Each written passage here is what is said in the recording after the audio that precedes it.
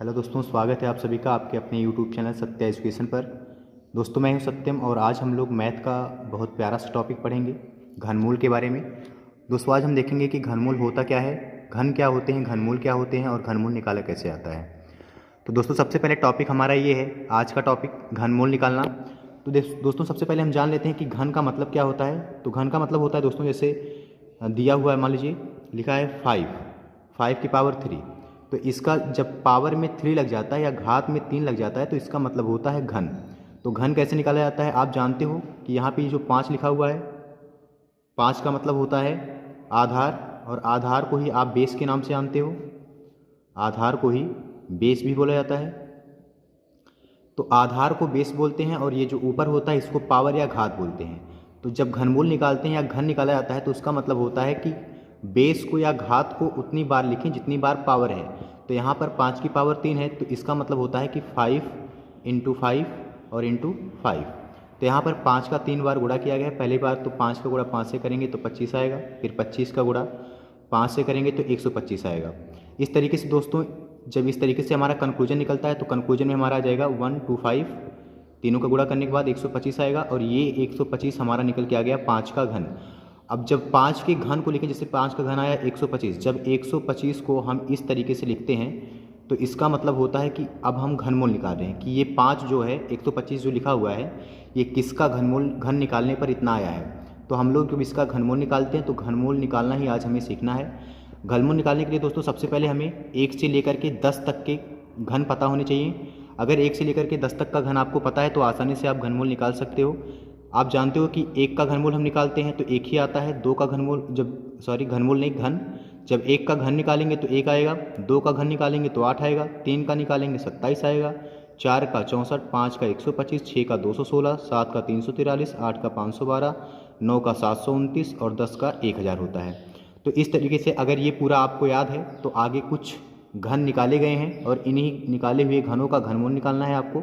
तो पहला है हमारे पास 29,791।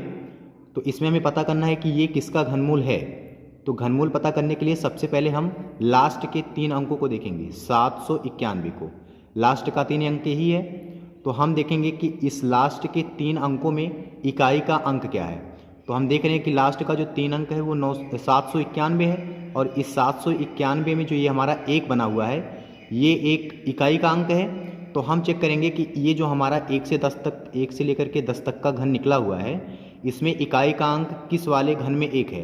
तो हम देख रहे हैं कि यहाँ पर इकाई के अंकों में सभी को देख लिए तो हमें एक ही ऐसा मिल रहा है जहाँ पर इकाई का अंक 1 है। तो 1 में मिल रहा है, 1 का ही तो घन 1 है। तो यहाँ पर हम सबसे पहले लिख लेंगे 1। हमने 1 लिख लिया। उसके बाद बचे हुए लास्ट के 2 अंकों को देखेंगे कि लास्ट का 2 अंक जो यहाँ पर दिया हुआ है ये किसका घन है। तो घन नहीं, देखेंगे लास्ट में बच कितना रहा है। तो बच रहा है लास्ट में 29। अब हम यहाँ पे चेक करेंगे किन 2 संख्याओं के बीच में 29 आता है। तो यहाँ से देख रहे हैं 8 और 27 के बीच में तो 29 आएगा नहीं, जब भी आएगा तो 27 के बाद ही आएगा। 27 के बाद 28, 28 के बाद 29।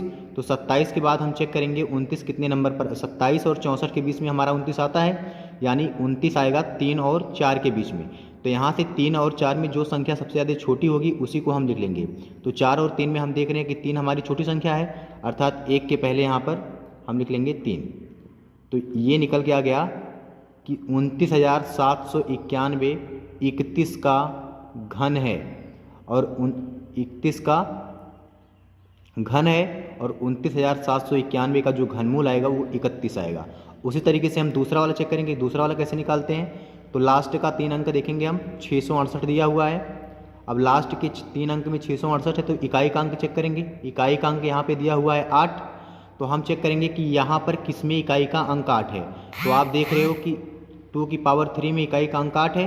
तो यहाँ से 8 2 में आ रहा है, इसलिए आप 2 को लिख लोगे। तो यहाँ से आपने 2 को लिख लिया, 2 को लिख लिया। अब आप चेक करोगे कि बचे हुए आगे के 2 अंक क्या हैं। तो आगे 2 अंक हम देख रहे हैं कि 32 लिखा हुआ है। अब यहाँ से चेक करेंगे कि 32 किन 2 संख्याओं के बीच में आएगा। तो हम देख रहे हैं कि 32 27 और 64 के बीच में आता है। तो 27 और 64 यानी मतलब 3 और 4। तो 3 और 4 में देखेंगे दोनों संख्याओं में छोटी संख्या कौन है, तो इसमें से 3 छोटी है, इसलिए हम यहाँ पर 3 को लिख लेंगे।